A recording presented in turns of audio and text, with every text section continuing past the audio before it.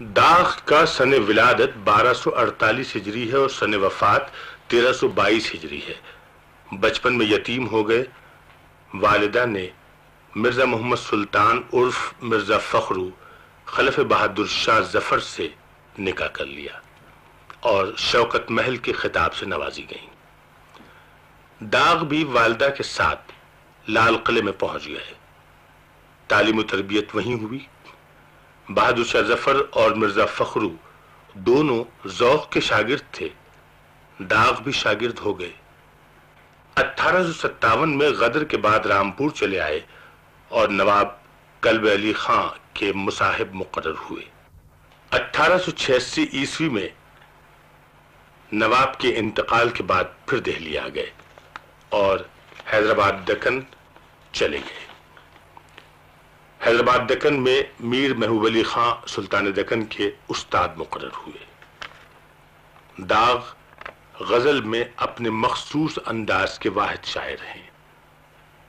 4 دیوان گلزار داغ، آفتاب داغ، مہتاب داغ اور یادگار داغ، ایک مثنوی فریاد داغ، چند قصائد، ایک شہر آشوب اور چند قطعات رباعیات ان کی یادگار ہیں۔ نعتیں بھی لکھی ہیں۔ ایک نعت سماعت فرمائیے۔ سرور کونین صلی اللہ علیہ وآلہ وسلم کی بارگاہ میں داغ کا ہدیہ عقیدت۔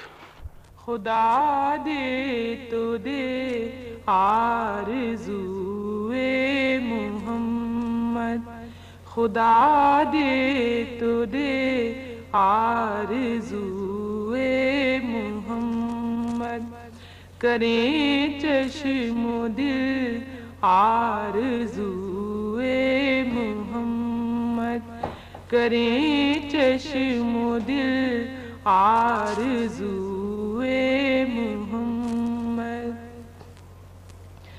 کہاں باغ جنت، کہاں باغ یثرب، کہاں باغ جنت، کہاں باغ یثرب، کہاں بوئے گل اور بوئے محمد، کہاں بوئے گل اور بوئے محمد، خدا دے تو دے آرزوئے محمد، خدا دے تو دے آرزوئے محمد۔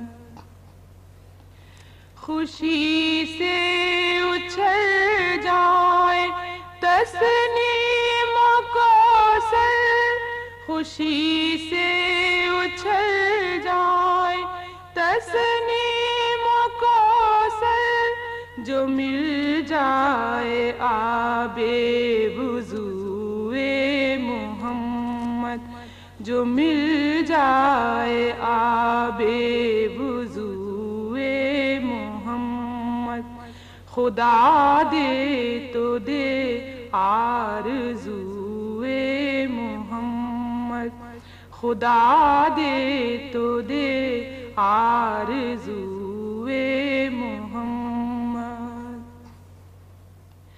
کہوں کیوں نہ ہر بار صلی اللہ میں، کہوں کیوں نہ ہر بار صلی اللہ میں، تصور میں پھرتا ہے روئے محمد، تصور میں پھرتا ہے روئے محمد، خدا دے تو دے آرزوئے محمد۔